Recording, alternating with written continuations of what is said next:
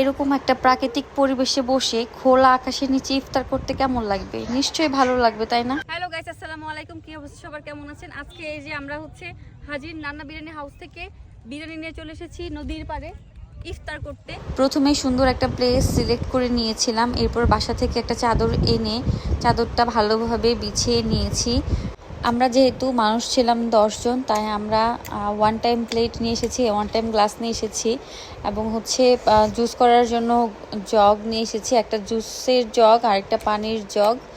আর ইফতারের আইটেম নিয়ে এসেছি অল্প করে, কারণ ইফতারের সময় খুব বেশি খাওয়া হয় না। আমরা ইফতারের খুব অল্প আইটেম রেখেছিলাম, কলা রেখেছিলাম, আপেল রেখেছিলাম, খেজুর তো মাস্ট থাকবেই, বেগুনি, পেঁয়াজু, অল্প ছোলা, আর রেখেছিলাম বিরিয়ানি তেহারি। সাদা কালার, কিন্তু এটা ঢাললে কালার হয়ে যাচ্ছে রেড কালার। সব অরেঞ্জ কালার। ও রেড কালার বলতেছি আমি, কালার ব্লাইন্ড। হাই আমি অরেঞ্জ কালারে রেড কালার বলতেছি, কালার ব্লাইন্ড হয়ে গেছি। তো রোজা লেগে গেছে। সবকিছুতে এত কেমিক্যাল দেওয়া, দেখেন এই যে আমরা খাই যে ট্যাং, এগুলোতে এত কেমিক্যাল দেওয়া থাকে, এগুলো স্বাস্থ্যের জন্য এত ক্ষতিকর, এগুলো না খাওয়াই ভালো। বাট আমরা তবুও খাই, কি আর করার, না খেয়ে তো আর উপায় নাই। ভালো শুধু লেবু আর চিনি দিয়ে শরবত করে খাওয়া বা বেলের শরবত খাওয়া। অবশ্যই যারা বাইরে ইফতার করবেন, ইফতার করার পরে এই যে থাকবে ময়লাগুলো, আবর্জনাগুলা, এগুলো একটা পলিথিনে ভরবেন। নদীর পাড়ে কিন্তু ভুলেও ফেলে যাবেন না। যারা বাইরে ইফতার করেন, অবশ্যই ইফতার করার শেষে যত ময়লা আবর্জনা থাকবে, প্যাকেট থাকবে, কাগজ থাকবে, সবগুলো কিন্তু আপনি একটা ডাস্টবিনে ফেলে আসবেন। আর সবাই ট্রাই করবেন ইফতারে হেলদি ফুড খেতে। বিভিন্ন ধরনের ভাজা পোড়া, এই বেগুনি, পেঁয়াজু, চপ, তেহারি, বিরিয়ানি, এই তেলের খাবার, এগুলো অ্যাভয়েড করাটাই বেটার আমি মনে করি। ভুট্টার ডাল, এটা ভুট্টার ডাল। কঞ্চি শরবতটা চিনি আর ট্যাংটা ভালোভাবে মিশানোর জন্য পানিতে একটা চামচ বা কিছু একটা দরকার ছিল। আমাদের কাছে কিছু ছিল না, তাই আমরা পাশেই ভুট্টার খ্যাত ছিল, ওই খ্যাত থেকে সুন্দর একটা লাঠি নিয়ে, স্টিক একটা, ওইটা নিয়ে ভালোভাবে ধুয়ে ওটা দিয়েই আমরা শরবতটাকে ভালোভাবে মিশিয়ে নিয়েছিলাম।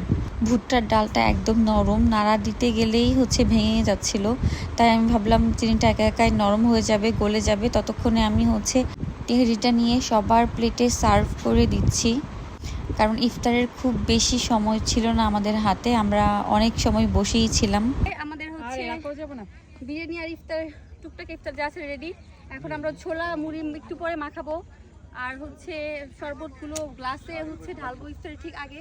দেখেন এখানে সবাই ইফতার করতে আসে, ওইখানে দুইটা পার্টি আছে, সবাই বাইক নিয়ে আসছে, ওইখানে আরো কতগুলো মানুষ দেখেন ইফতারি করার জন্য ইফতার নিয়ে বসে আছে। তো এইটা জায়গাটা এত সুন্দর একটা প্লেস, সবাই আসে ইফতার করতে। আর প্রথম দিকে আরো বেশি আসতো, এখন শেষের দিকে সবাই একটু হয়তো টায়ার্ড, তো এখন আরো কম আসে। এখনো আসতেছে, এখনো অনেক মানুষ আসতেছে। 3 মিনিট বাকি আছে ইফতারের। 3 মিনিট পরেই আমরা ইফতার করব। আমাদের এই ছোট্ট আয়োজন ছোট, বাট আনন্দ অনেক বেশি, মজা অনেক বেশি। আর কি বলবো, যে সুন্দর পরিবেশ। আরেকটা দেখেন ওই মাথায় ইফতার করতেছে, এত সুন্দর পরিবেশ, কি যে ভালো লাগতেছে। জীবনের প্রথম, কি বলবো, লাইফের ফার্স্ট এক্সপেরিয়েন্স, এত সুন্দর জায়গায় বসে ইফতার করতেছি। ছোটকাল থেকেই শুনে এসেছি, রোজা রেখে ইফতারের আগ মুহূর্তে সামনে ইফতার রেখে আল্লাহর কাছে কিছু চাইলে, দোয়া করলে, যে কোনো দোয়া আল্লাহ নাকি কবুল করে নেয়। তাই এইটা হাতছাড়া করা যাবে না। আমি সবসময় ইফতার সামনে রেখে আল্লাহর কাছে দোয়া করি। সরি, একটু কি খাই দেখলে রোজা ভেঙে যাইবো? একটু খাই দেখলে কি রোজা ভেঙে যাইবো? আমার চিহ্ন হয়েছে কিনা টেস্ট করার জন্য, রোজাদার সব ব্যক্তির মন রক্ষার্থে একটু যদি খাই দেখি। ওই যে ইয়ারে দেন, আপুরে এই যে লাইভ আপুরে দেন, লাইভ আপু খাইলে। আমি হইছি এখানে প্রধানমন্ত্রী। ইয়েস, কারোর মন চাইলে ঠান্ডা গরম মিশিয়ে খেতে পারেন। না শেখ হাসিনা হলে আমরা দেশ তাড়া করব, দেশ থেকে তাড়া করে দিব, বিদায় করে দিব। আমারে আপ্যায়ন সম্পাদক হলো আপনি, বুঝছেন? খালি আপনি আপ্যায়ন করে দেবেন। বিসমিল্লাহির রহমানির রহিম, মাদন দিয়ে দিছে।